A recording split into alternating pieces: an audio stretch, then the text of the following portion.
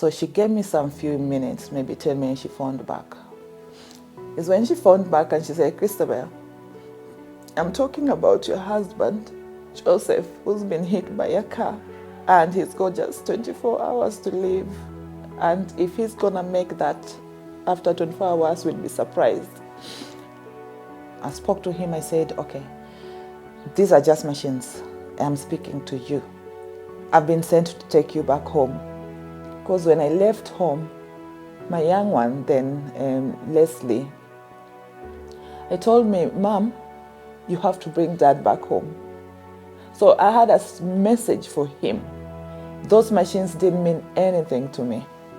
Although I have my medical experience, I knew he's frail. But I cried and prayed, and my message repeatedly to him, I was like, I've been sent to bring you home with your sons. And I'm not carrying you in any box from U.S. to either Kenya or Scotland.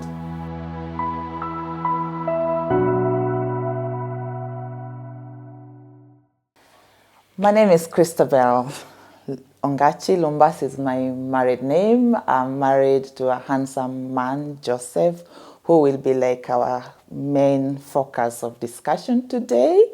And I have lovely two teenage boys, Lance and Leslie. I was raised in Kakamega, went to school in Kakamega.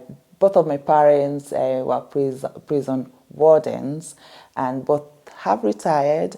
And I reside in Scotland in the UK with my two boys and my husband, who's in a care facility. And that's, as I said, that's our main topic of discussion at the moment. My husband, Joseph, got an accident in 2019, May. Before the accident, Joseph traveled to California. I'll say it was a Monday he traveled to California. So we have a very close relationship with Joseph. So we've never called each other by name since we got married in 2001. That's a long, long time ago. So Joseph traveled on Monday, and we communicate quite a lot. So I remember on Friday, now UK time, Friday morning, I was on my way to work, and it was about midnight kind of California time on Thursday night. So Joseph sent me a text, and then he said, okay, I'm just coming from, he had gone to Hollywood to kind of visit Hollywood, kind of tour the place. So I told him, okay, sweetheart, when you get to the hotel, send me a text, but I won't manage to read your text because we're not allowed to go with the phones to the ward. So I said, okay, send me a text, but I'll read it on my break time. He didn't send me a text.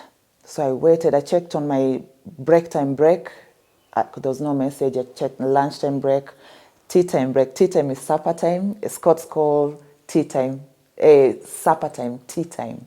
So I checked at that, my tea time break, and there was no message. So I was kind of worried because that's not the kind of communication we normally have. But as a woman, I was like, maybe he's got like a side chick. Okay, that's fine in California. You start creating these excuses in your mind. But there was that kind of feeling. I knew maybe that's not like him. It's absolutely not like him. So about that Friday night, now UK time I'm talking about, no communication at all. I have a brother in the U.S. as well. So, and Joseph was to meet him on Monday morning. So I sent my brother a message on WhatsApp and asked him, have you spoken to your brother-in-law? He said, no, but we had planned anyway. We're meeting on Monday. So, you guys, you just kind of like, you don't talk. You're like, it's certain, and then that's it. So I was like, okay, I'll wait. He reassured me. He was like, Joseph is fine. I was like, okay, that's fine. So now that's Saturday morning. That I got worried now. I was like, okay, but Joseph, he's got high blood pressure. So I knew maybe because of the heat, I started kind of creating excuses for him in my mind. So it's like, okay, maybe the heat was too much. Did he pass out? Because he doesn't like heat. We've been to Spain and he passed out one time in Spain. So I was like, maybe that happened again, but maybe that wasn't the case. So That Saturday night, I had a plan to go and meet my friends. We were going out that Saturday night. So it's like, because they've left the boys, Joseph has left the boys with me, I have to take care to make sure that I've cooked for the boys and just make sure everything is fine before I go out. So about 3 o'clock, I got this call from the US, and it was a US code, and I was so sure it's not my brother.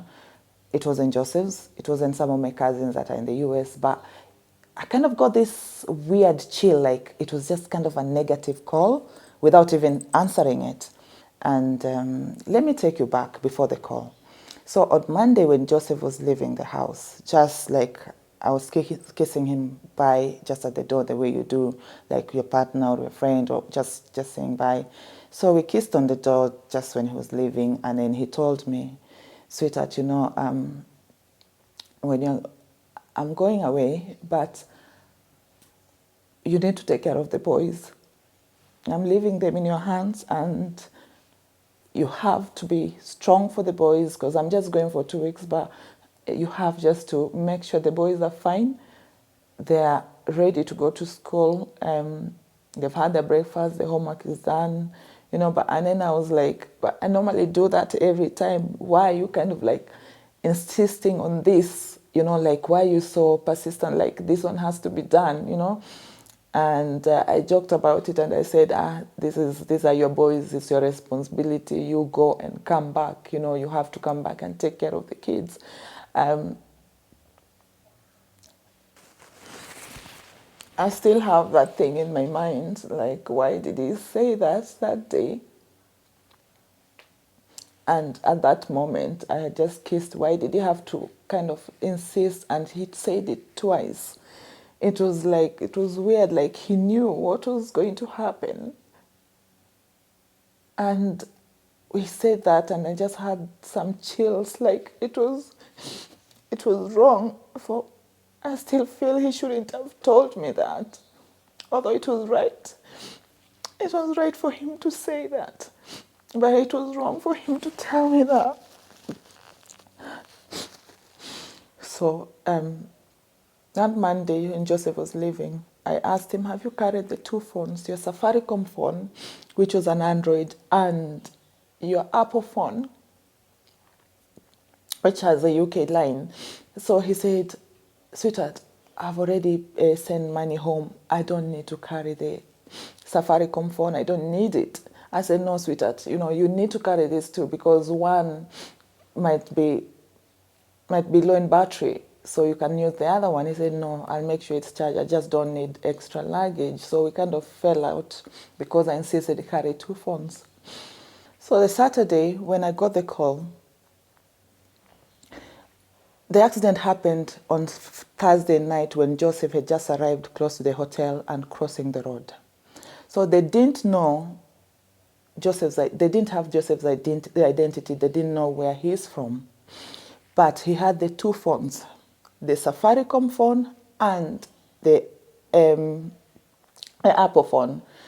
So they managed to unlock the Safaricom phone because they couldn't manage at that time to unlock the Apple phone.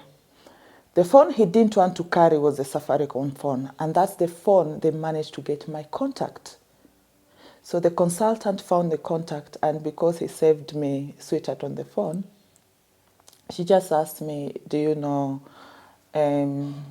somebody called Joseph? Because she didn't know, maybe it's a side chick she's speaking about or something. So she phoned and said, do you know Joseph? I was like, yeah, that's my husband. And I said, why are you asking? He said, oh, I'm so sorry. He got hit by a car and he's in a very bad state. He's got brain injury. He's broken his leg, and we don't think if he's gonna make the 24 hours. So I blocked that in my mind. I was like, no. In my mind, I just thought, okay, this is maybe just a doctor speaking to me, referring to a certain patient, just kind of updating me on one of my patients. It didn't click, is my husband they're talking about. So for me, I started going to my medical terminologies and asking, and how's this on him, and how's this, and how's the heart rate, how's this, how's his new score. Like, I just blocked, I went into my medical mode. And then she said, Christabel, I'm going to hang up and I'll phone you back. I think in a way, she was so good. She kind of realized I'm in a shock and I've blocked what she's telling me. I don't want to hear that. So she gave me some few minutes, maybe 10 minutes, she phoned back. It's when she phoned back and she said, Christabel, I'm talking about your husband, Joseph, who's been hit by a car, and he's got just 24 hours to live. And if he's going to make that after 24 hours, we'll be surprised. And he's going to be an amazing person if he makes the 24 hours. So I cried, I hung up the phone, and I phoned Joseph's boss, who was on her way to another city called Edinburgh. They were going to tour some stuff there. And I phoned as well. And they made their way to my house, which is like 45 minutes from where they had stopped. And I phoned my friend Jo. So when I phoned Jo, this lady, she's Scottish, married to a Kenyan guy. She's hilarious. She's a gem. She's so funny. I was like, Jo, it's Joseph. I was like, Joseph, what has Joseph done? Is that man cheating on you? I'm like, I couldn't say anything. I just couldn't say anything. Like, these men, they are scam. They are scam. You wait until I meet him. Yeah, she was angry. I haven't even said anything. That brings me back when I said shared moments with Justus is just about listening, My friend wasn't listening. She just jumped into conclusions like, Joseph is cheating. But for me, I'm like, it's just Joseph. I can't say. The words are too strong for me to say my husband has got an accident. I couldn't. She was like, Christabel, I'm coming to the house. She was going to see, she was on her way to go and visit a friend in hospital. But she turned the car around to just come and see me. Because she's never seen me cry the way I was crying. I was so emotional, the words were not coming out. So she came in the house and she's like, Christabel, what has he done? I was like, Christabel, Joseph was hit by a car on Thursday night. That's why I couldn't find him yesterday. He's been hit by a car and he's in a very critical condition. I've just been told he's got only 24 hours to live. She started screaming in the house. She sat down. So we were both crying, we were screaming, And within that time, I had called some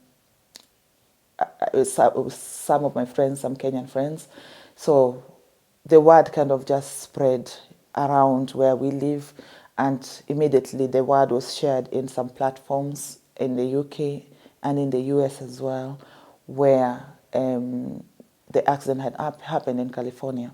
So within 1 hour, my house was so full. It had more than 25 people in my house. And in the UK, having more than 12 people is too much. You don't get, unless you're having a party in the UK, you'll have that. But that wasn't like a party.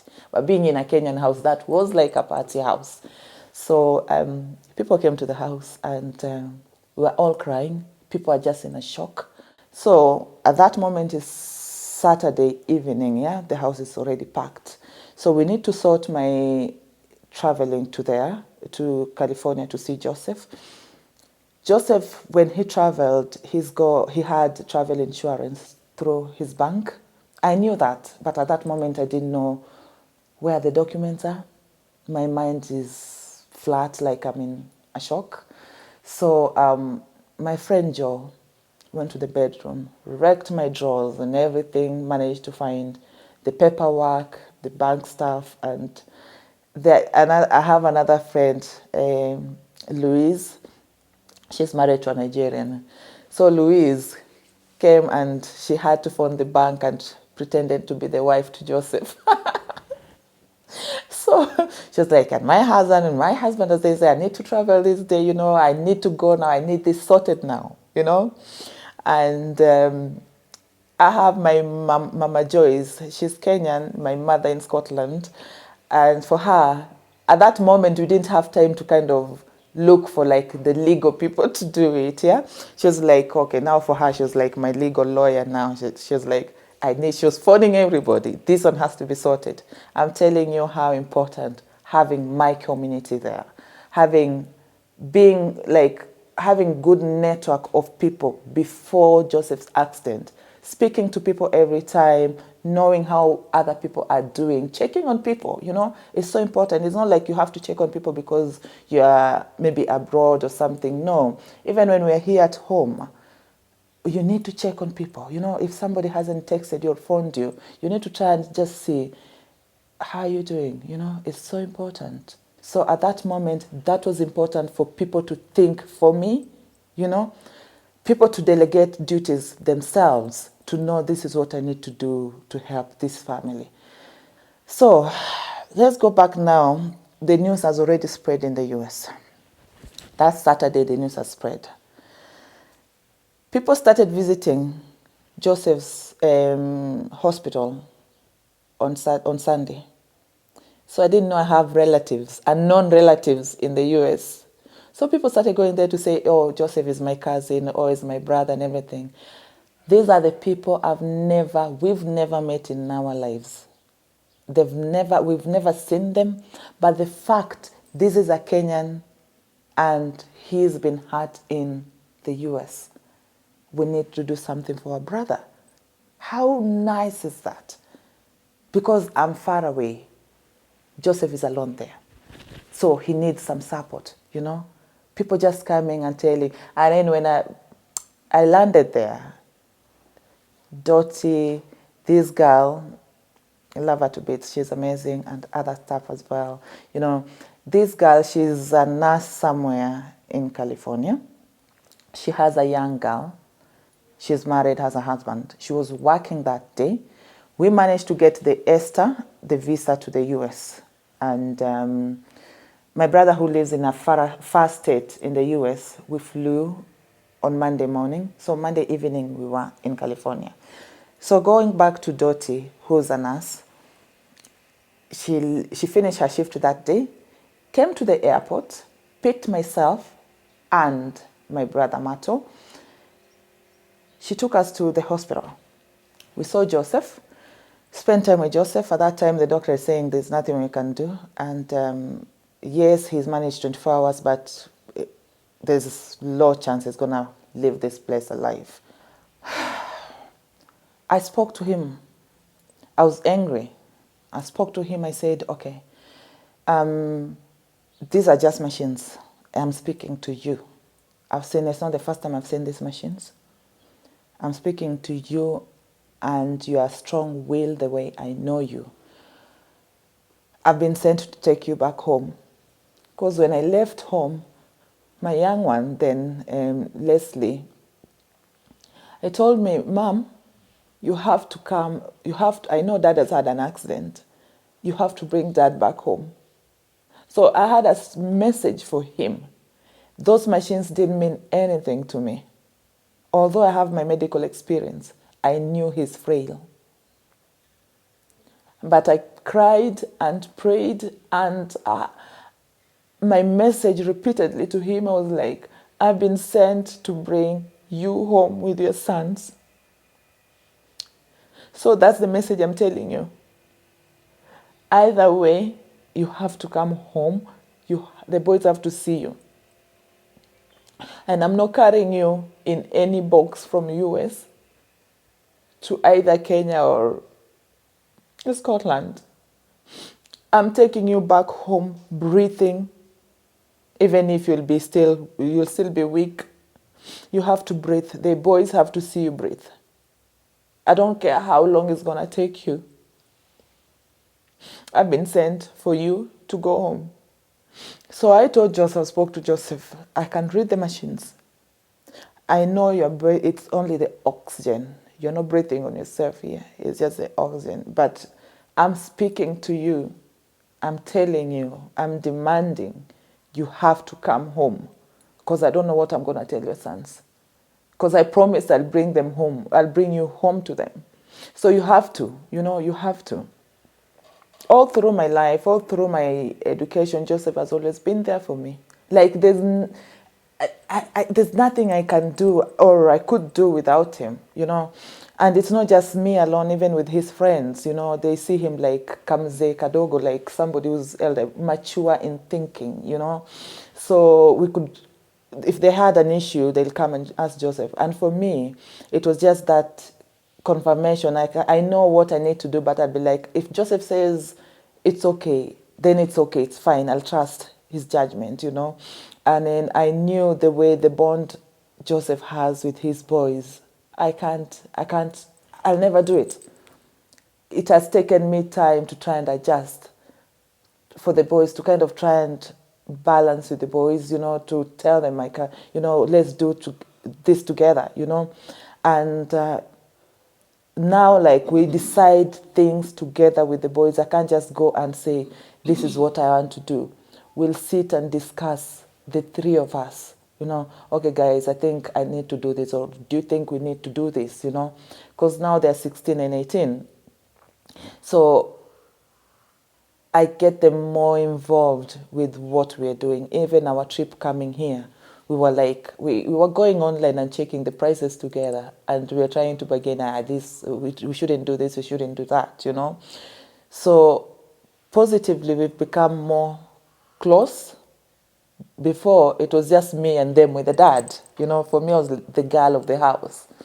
But at the moment, it's us against the world.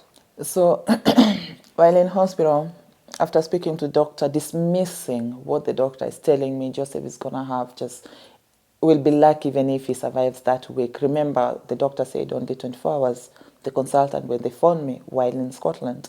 So I said, no, even if it happens, it will happen when I'm there. But I know it won't happen. Joseph, the boys need him. I need him. This is too soon. We just had we just renewed our vows in 2018. And then the accident happened in 2019. So we haven't enjoyed our vow renewal enough. We still have a lot to accomplish. We have projects to do. So that won't happen. So Joseph was in ICU for 3 weeks. And because, remember about the travel insurance, so Joseph had the travel insurance, so we didn't have to pay for the hospital bill there because the travel insurance covered the hospital, which is quite important for us people in the diaspora to try and always, because sometimes we just take these things for granted. When we're traveling, we're like, okay, I'm not paying that maybe £50 or £60 for travel insurance. It's so important because you don't know what's going to happen. So saying if Joseph didn't have that travel insurance, I don't know how much I would have paid for that. So while there, Joseph, he was stable to be transferred. So after the 3 weeks in ICU, he got transferred to the normal ward, which he stayed there for 1 week while we were trying to find, the insurance was trying to find the ambulance to get him over to Scotland. So they managed to find an air ambulance. Hey, that ambulance, it's something. Hey, it was posh. And there's a place where the patient lies, yeah? And then because it was just the two of us, and then we had the doctor, the nurse, can you imagine that, just for one patient? And then we had 2 air attendants and the 2 co-pilots or something. So we landed in another city in Scotland called Aberdeen. So from Aberdeen, it was now the road ambulance, just the ambulance, normal ambulance from Aberdeen to Dundee, which is another city where we live. So he was taken to that hospital in Dundee, and he stayed in ICU for 1 night. So the reason for him going back to ICU is because he has traveled from another country, and they had to do all the checks and just to make sure he's okay to be transferred to a normal ward, which they did that the following day. So Joseph was transferred to a neurological facility, a neurological ward in that hospital, where he stayed there for 1 year while they're trying again to find a neurological facility that can cater for his needs. Remember, Joseph has brain injury. He cannot speak. He's got something in his neck. It's called tracheostomy. So that it kind of helps sometimes when he's got quite a lot of mucus in his chest. They do like a suction to help him to get rid of the mucus, or they do like they'll put like a nebulizer, like it's something like it has saline, so they'll put it here so that it goes kind of trigger more mucus to come out for him to cough, so that kind of just like it's kind of more of a preventative measures for somebody not to get kind of pneumonia, somebody like that who cannot manage to kind of cough independently. He cannot do basically everything. He cannot feed through the mouth, so we call that like nil by mouth. So if he eats, if he swallows anything, he's gonna choke, and then he just dies like that. So he's got a peg tube. It's a tube they insert on your tummy. So that tube, he's got like, it's something, it gets, it's a feed. It's like a milkshake thing. It goes through your pipe, the pipe. So that's why he feeds, just like that. And he can't manage to use the bathroom independently as well. So he's got a catheter. Is that the tube they insert down below for you to be able to pass urine.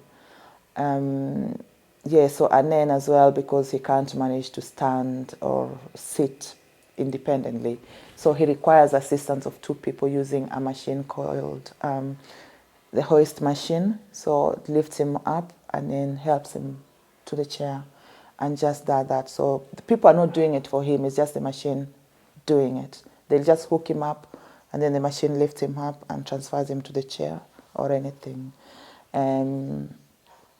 Yeah, and he can't walk as well, so it's just quite a lot. So while in hospital there, they were trying with Joseph physiotherapy. They tried to try and wean him off the tracheostomy so that they can remove it, because that goes into like your trachea. So trying to get Joseph to breathe, like to breathe independently without this thing in, because it does help him to breathe as well. So Joseph, they try to train him, because get trained, because the brain now, it's kind of, it can't function properly the way it meant to function. So at that moment, they were trying to train Joseph. So they kind of get like a small cap. They cap the hole. They remove that the thing outside, but they cap the hole. So kind of forcing Joseph to try and breathe through the mouth or the nose. So they tried that for like maybe 2 weeks, but Joseph was struggling to breathe, because now he's used to breathe through here. So he was struggling to breathe. So he got sent for kind of a CT to check why is he not managing to breathe independently, just through like the mouth and the nose. They said because Joseph, when he had that thing in the US, so the cartilage on the trachea kind of had become loose. The trachea has kind of like a soft bone. So it's kind of become loose. So like, it's a hole like this, and it's meant to be like quite just like that. So with Joseph, because he's had that hole, and it has stayed there for a while, so it was kind of closing. When they remove the tube, it goes. So it closes. So when it closes, it's preventing Joseph from breathing. So he's gasping for air. So when they're forced to just leave that tube in, so that the hole remains open, so that he can manage to breathe. So they were to assess him again beginning of this year, to see if the cartilage inside have kind of healed. But the other thing with the hospital there, sometimes to get an appointment is something else. You can wait and wait for a while. But he was seen by some doctor. They said they'll see to him, so it hasn't been done yet. So it has been a roller coaster for him. Taking him back to ICU, in the US. There are some things we really take for granted. Before Joseph got transferred to the ward in the ICU, 3 days while I was there, after landing there, 3 days while there, the things we take for granted, like yawning, they're so important. I was so happy to see Joseph yawn, just a yawn. That shows there's oxygen circulating in your brain. I texted everybody I knew to say, can you imagine today he just yawned? And I even told the doctors he yawned today, because I understand. The following day, he started moving now his fingers. And then I was like, I told you, I'm going to take my husband home. I told you nothing is going to happen, and I'm taking this man home. And it was one of the best moments for me. The best moment, while in the US as well, I'll tell you, is not being able to buy food. Kenyans there just kind of coming to the hospital. Within those days as well, they were visiting every day. There's no day I lacked visitors, Kenyan, to come and visit. People I don't know, people I've never met in my life, and I've made friends through that. They used to come and take me out for a meal. They organized who's going to take me out maybe for breakfast. So I never had to buy anything. Within that time, I was grieving, but I was so proud. I was happy, you know. I was grieving, but I was happy. I was protected. I felt safe in a place I don't even know anybody, you know. I felt safe. They made me feel so welcome. And if I've never thanked them enough, and I'll never repay them enough, I just wish them the best in everything they're doing. Some people travel from other states to come and just see Joseph. People I don't even know. So if it's not love, you know, what can that be? And then people always ask me, how do I feel about the person who knocked Joseph down? I don't feel anything. I don't feel anything because I don't know how that person is feeling. I've never met him. I don't know what was going through his mind at that particular time when he knocked Joseph down. He knocked Joseph down. He phoned for the ambulance to take Joseph to the hospital. That makes me happy. Why? Joseph is still here with me. As I promised the boys, I'll bring the dad back home.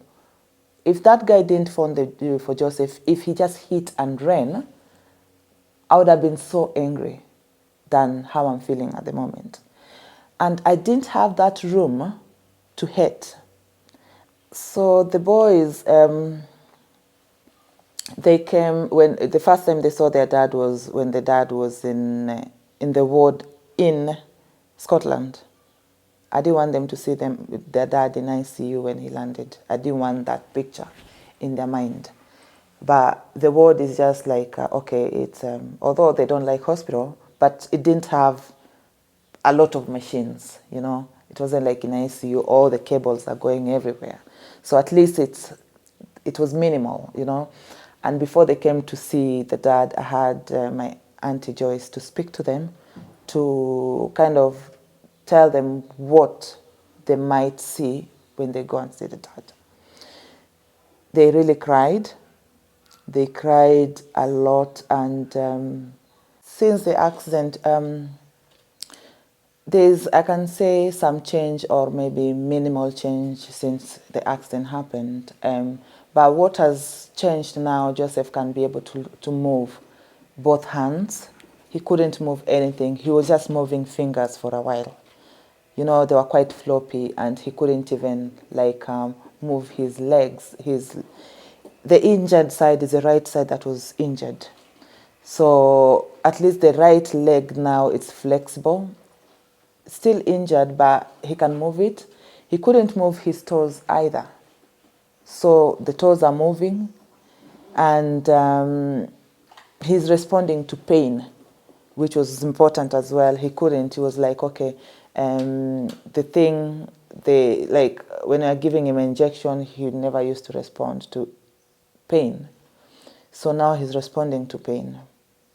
the thing that got added into something, the accident. So Joseph was a pre-diabetic, like he was on the verge of being diabetic.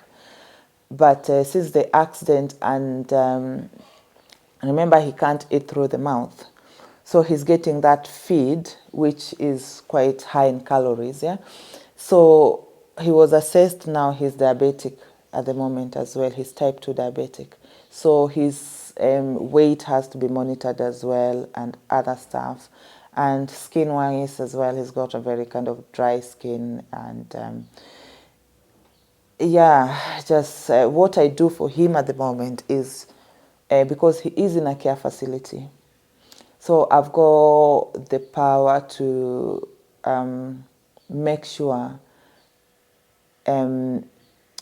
he's got what he needs, meaning like he's got toiletries, which is important, because I've been appointed as his welfare guardian.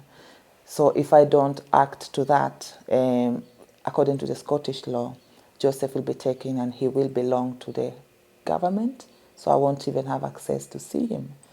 You know, that's how the system works. You know, for me being responsible about his welfare, I have to make sure he's fine.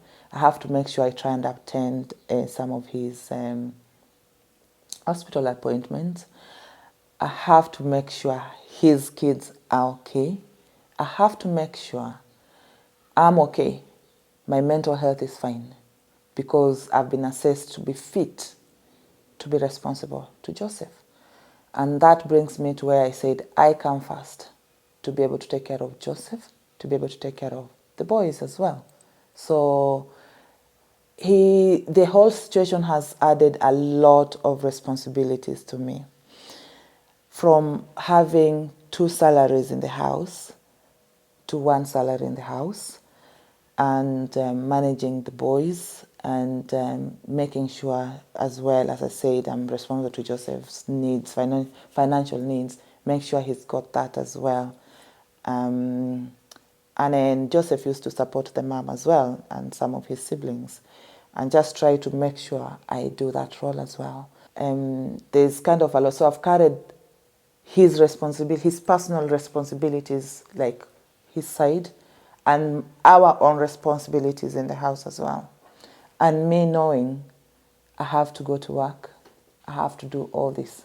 So I have to balance work, I have to balance to go and see Joseph when I'm not working. I have to make sure the kids are studying to Joseph's standard, to my standard, to the society standard, and to what they want to do as well. But within this, I can say I've had good support. Where I feel stuck, I can refer to my close friends there, you know, my support network who've been amazing as well. The thing as well that made me kind of like grow up as a mother, or as now kind of the head of the house, to take responsibility of things boys do with their dads, you know. Teaching my son how to drive, because he's like 18 now, and going for some drive lessons with him, although we've got like driving lessons there. Sometimes the expenses, so like you do like a one road show, just teach him the basics, you know. And so the first day I couldn't do it. Like the first day before we went for that drive, I was shaking. I didn't know why I was, but in my mind I was like, I shouldn't be doing this. Joseph should be doing this. He should be teaching the son how to drive, you know. And to be honest, I did it like 3 or 4 times. I struggled. For me, I'm like, Joseph should be doing this. So I told Lance, I'd rather pay more. Go and do it. I can't do it. I just can't do it. But he's yet, when we go back, we came with him, by the way. When we go back, he's planned, he's already booked for a driving lesson, where exam like. So I hope when he does that and he passes, I don't have to kind of drive him again. So I just hope. So those are the things that I had to step up to do it. I had to step up to take them to, like, for the rugby games. Those are the things they used to do with the dad, And they used to go for walks with the dad, So they'll go for walks with the dad. And during COVID time, I told them, guys, can I take you for walks?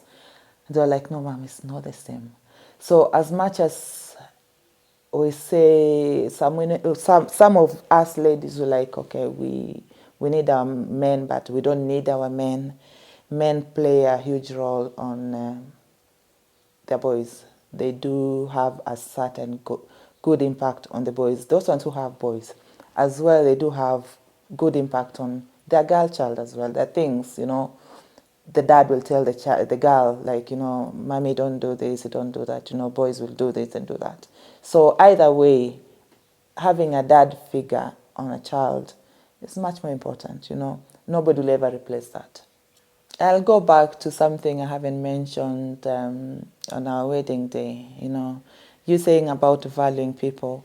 On our wedding day, my my husband hated me for this, and all the men crew didn't like it. But I was like, it's my day, so you're gonna do it my way.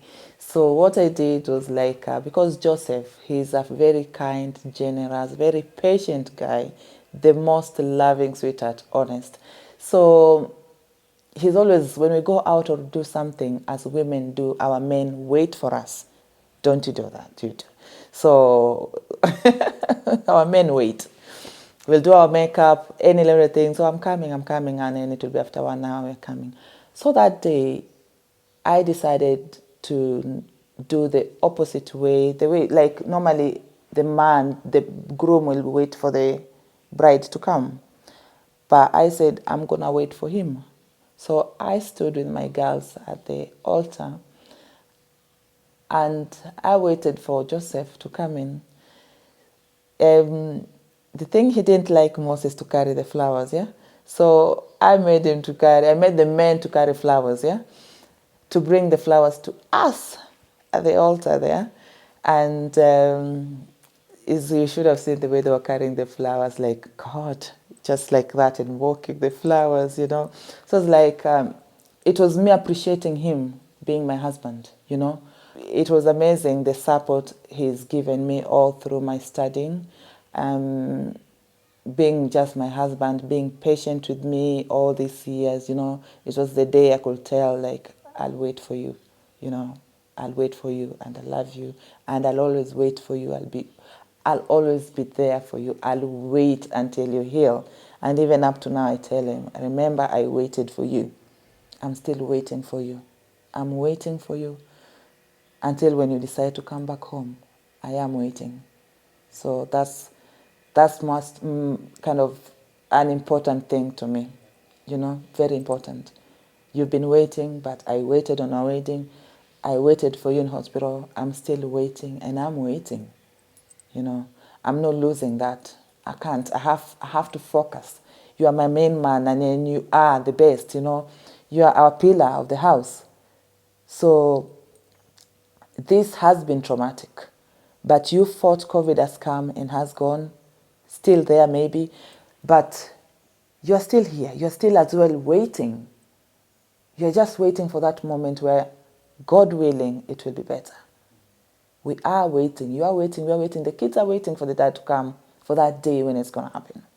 So when you're fighting, we fight together, So 2019, after the accident, that's why I said I have good network.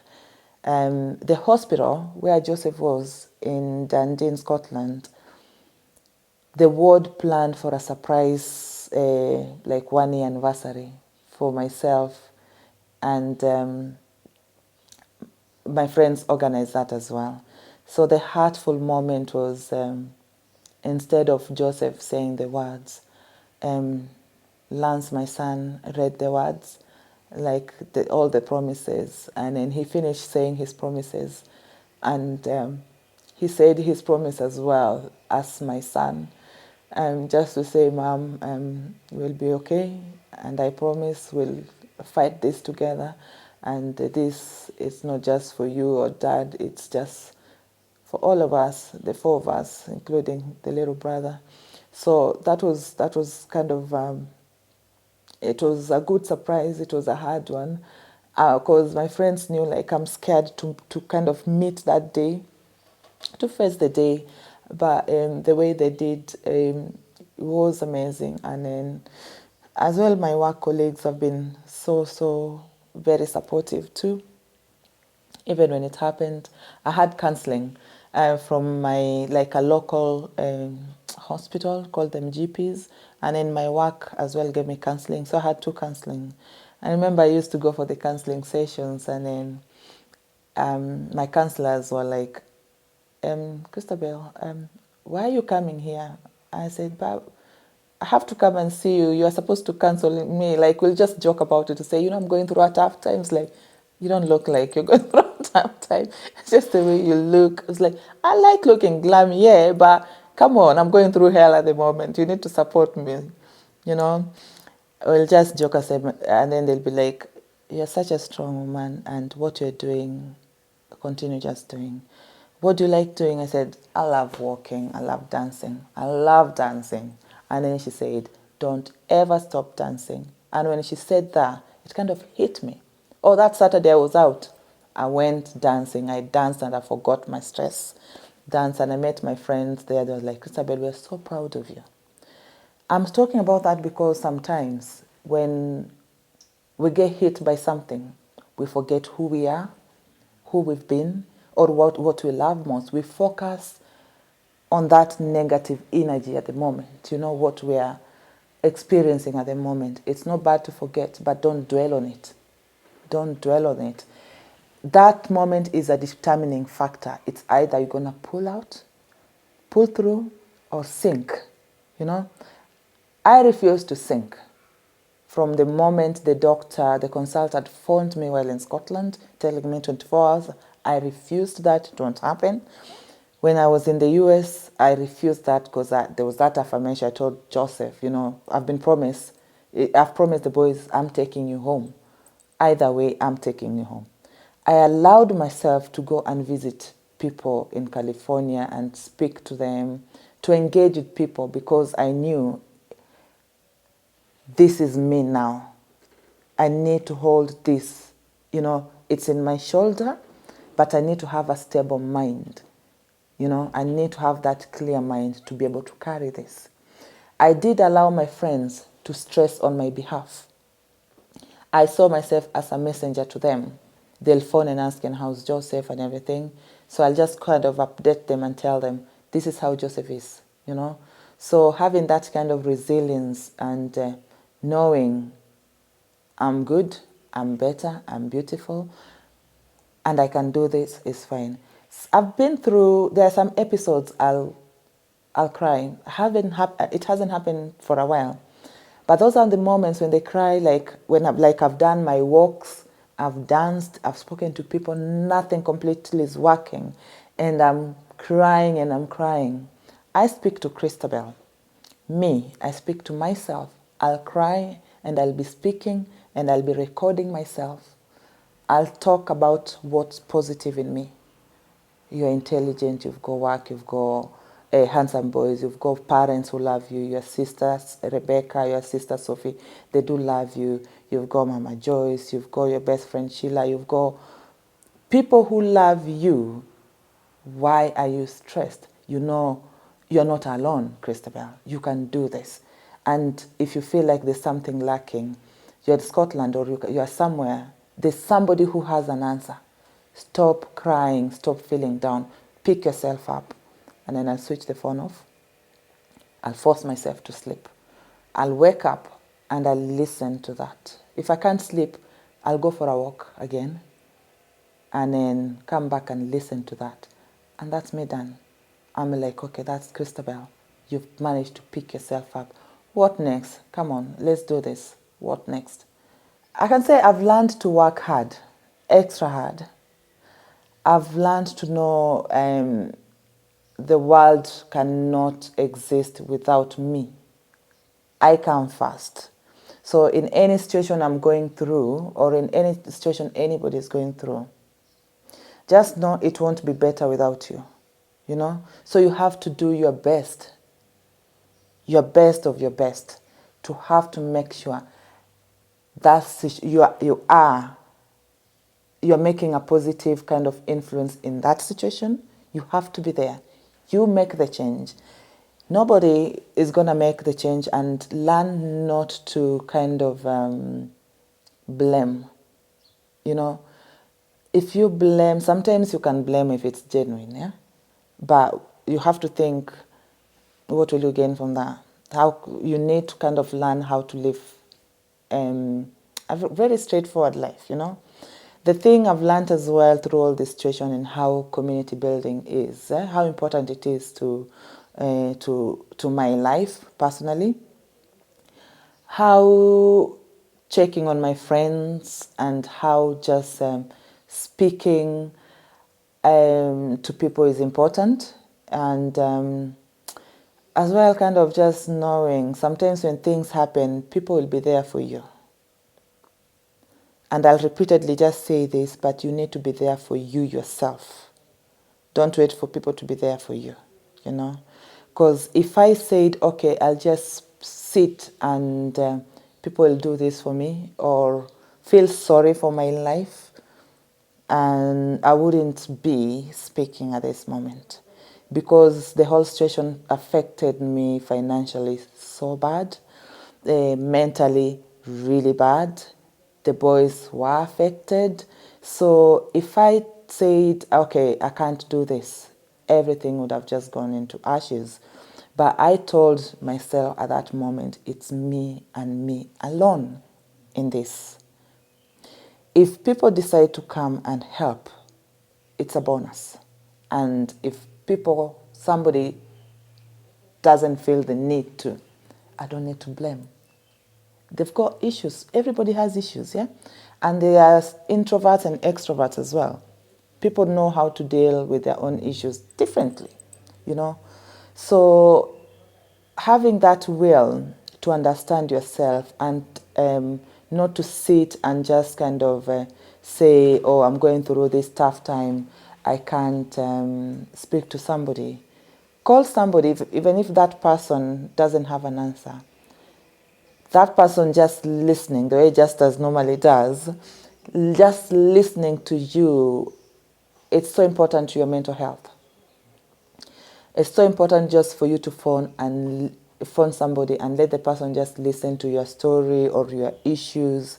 It helps you evaluate yourself. You'll find an answer yourself. Sometimes you don't need somebody to tell you this is what you need to do. You need to speak it loud. When you're speaking loud and somebody's listening, it makes more sense than you sitting in your own house in a small corner and thinking about it. So just speak out. If you're going through some mental health issues, speak out, confide into somebody and just talk. Just talk. But if you're going through something, know it's you alone. Don't dwell on any negative feeling you've got. Reach out and speak. Mental health issues become it's like a disaster just now. You know, people are not talking. Men are not talking because there's this thing. You're not man enough if you're talking. So that's just total rubbish. So men are going through a lot of stuff, and I'm sorry to say, a lot of abuse from, I can't even say us. They're kind of hiding, you know. So men need to talk a lot, you know. Women go through abuse, but I think we've kind of more focus on women than men. Men they don't know how to hide. I think when they pretend they know how to hide, it always comes out in a very bad way. It will be suicide, somebody will be stabbed, somebody will commit, you know, like it comes out in a very bad way. So both genders, people just need to talk about it. If you're a man, talk to your fellow man. Reach for somebody, even like if you want somebody in the media, if somebody in kind of an NGO, if you're a man, speak, just talk about something. So, sweetheart, I just want to say how much I miss you so much, and how much you've kind of impacted my life, our sons, and how much the boys are missing you, how much I'm missing you, and how much I want you to come back home. And We just be a family again, the way we've always done, you know. Sweetheart, your friends miss you so much, you know. Your mom misses you so much. Your brothers miss you so much. My mom, my dad, we all miss you, you know. I know I've been waiting, you know. As I said, I'll keep waiting. I'll keep waiting. I'll wait for you, you know. I know you're waiting as well. You're waiting to heal. Can you please hurry up and heal and come back home? We just want you back home. So that's what I can just tell you. There's nothing I can tell you, and I'll never stop loving you. You need to come back home. That's all.